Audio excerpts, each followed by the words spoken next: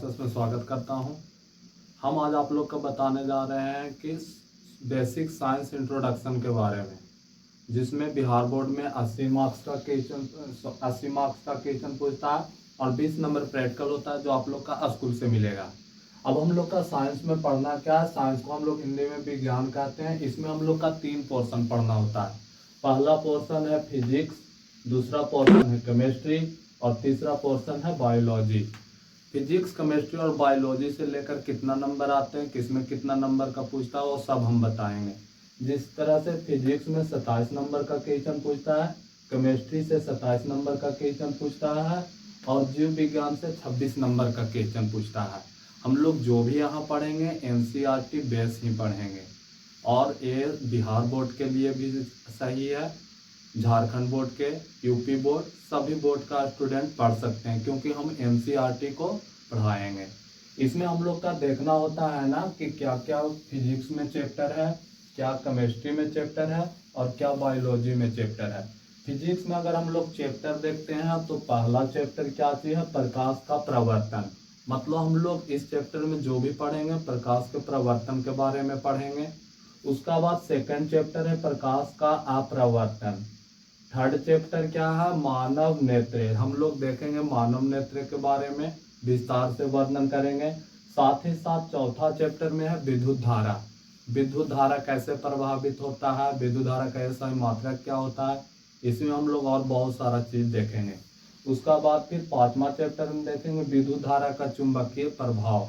हम लोग इसमें पढ़ेंगे विद्युत जनित्र क्या है, डायनेमो क्या है, ओम का नियम क्या है, मैक्सवेल का नियम क्या है, ये सब हम इसमें देखेंगे।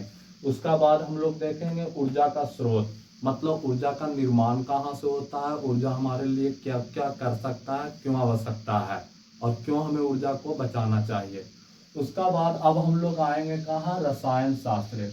रसायन शास्त्र में हम लोग का 5 चैप्टर पढ़ना है और हम लोग का एनसीईआरटी बुक में जो रसायन शास्त्र है ना, हम लोग का फर्स्ट चैप्टर से पढ़ना है। हम लोग का फर्स्ट चैप्टर में रसायन शास्त्र एनसीईआरटी बुक में है रासायनिक अभिक्रिया एवं समीकरण।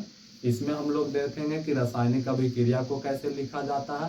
साथ ही साथ हम लोग देखेंगे कि संतुलित रासायनिक समीकरण को कैसे किया जाता है, संतुलित रासायनिक समीकरण, और बहुत सारा चीज इसमें देखेंगे। साथ ही साथ हम लोग का अगर रासायनिक अभिक्रिया क्लियर रहेगा ना तो अम्ल, भस्म और लवण पढ़ना है। फिर धातु और अधातु पढ़ना है। उसका बाद कार्बन तथा इसके यौगिक पढ़ना है। इसका बाद पांचवा चैप्टर हम लोग का है आधुनिक आवर्त सारणी, जिसको हम लोग बोलते हैं तत्वों का आवर्त वर्गीकरण। इन सभी चैप्टर को पढ़ने से पहले हम लोग का एक चैप्टर पढ़ना होगा जिसे हम लोग बोलते हैं बेसिक केमिस्ट्री, और उस चैप्टर को हम लोग बोलते हैं क्या, बेसिक केमिस्ट्री। बेसिक केमिस्ट्री हम लोग का ये जो बेसिक केमिस्ट्री है, हम लोग एज अ बिहार बोर्ड लेकर चले ना तो बेसिक केमिस्ट्री हम लोग का कितना मार्क्स क्वेश्चन पूछता है, 4 मार्क्स क्वेश्चन पूछता है। अच्छा, बेसिक केमिस्ट्री क्यों पढ़ना आवश्यक है सर, तो बेसिक केमिस्ट्री इसलिए पढ़ना आवश्यक है कि अगर आप बेसिक केमिस्ट्री नहीं पढ़ते हैं ना तो आपको जो ऊपर में 5 चैप्टर दिखाया गया है ना, उसमें कुछ कुछ बहुत सारा पॉइंट ऐसा होगा ना जो आप लोग का बेसिक केमिस्ट्री से आएगा। तो इसलिए हम कहते हैं कि बेसिक केमिस्ट्री को आगे पढ़ना, और हम आपको बेसिक केमिस्ट्री को आगे पढ़वाएंगे भी। ठीक, उसका बाद ए हो गया हम लोग का किसका बारे में जानकारी, तो रसायन शास्त्र के बारे में, केमिस्ट्री के बारे में जानकारी हो गया। अब हम लोग का जीव विज्ञान, जिसे हम लोग बायोलॉजी कहते हैं। बायोलॉजी में क्या है छोटे, तो बायोलॉजी में है ना 26 नंबर पूछता है, बिहार बोर्ड को रिलेटेड लेकर चल रहे हैं ऐसा। ठीक, उसका बाद इसमें पहला जो चैप्टर पढ़ना है जय प्रक्रम और पोषण पढ़ना है। दूसरा में क्या है, श्वसन पढ़ना है। तीसरा में क्या है, परिवहन पढ़ना है। चौथा में क्या है, उत्सर्जन पढ़ना है। और आप लोग जाके देखिएगा ना एनसीईआरटी बुक में तो इस चारों चैप्टर को मिलाकर एनसीईआरटी सिर्फ एक ही चैप्टर देता है, लेकिन इसको अलग अलग डिकोड करने के लिए हम लोग इसको 4 चैप्टर में पढ़ेंगे, जिस तरह से हम लोग का अच्छा तरह से समझ में आ जाए। फिर आप लोग देखिएगा ना तो नियंत्रण एवं समन्वय पढ़ना है। जैसे हम बोल रहे हैं, हम अपना आप को मूव कर रहे हैं, तो मेरा नियंत्रण है, ठीक है, और समन्वय इतनी का बारे में जानकारी। उसका बाद फिर हम लोग का छठा चैप्टर पढ़ना है और जनन के बारे में पढ़ना है। अब जनन क्या है, तो जनन एक प्रकार का विधि है, बायोलॉजिकल प्रोसेस है, जैविक प्रक्रिया है, जिसमें कोई ऑर्गेनिज्म अपने ही जैसा संतान को क्या करता है, जन्म देता है। तो इस संपूर्ण प्रक्रिया को क्या कहते हैं, जनन कहते हैं। अगर आप जनन यहाँ पे पढ़ते हैं बहुत अच्छा से, तो आप लोग को क्लास 12 में बायोलॉजी पढ़ाया जाएगा, तो वहाँ पर बहुत अच्छा से समझ में आएगा। वहाँ बहुत सारा ऐसा चैप्टर है जो जनन से क्या है, रिलेटेड है। उसका बाद हम लोग का आनुवांशिकी और जैव विकास। आनुवांशिकी और जैव विकास ये भी आप लोग का 12th में ही पढ़ना है बायोलॉजी में। आनुवांशिकी क्या है, तो जैसे सुनिएगा आनुवांशिकी क्या है। से हम लोग का माता पिता का गुण हम लोग में आया, तो किन कारण से आया, आनुवांशिकी के कारण से आया। हम लोग का गुण हम लोग का अपना बच्चा में जाएगा, तो किन कारण से जाएगा, तो आनुवांशिकी के कारण से जाएगा।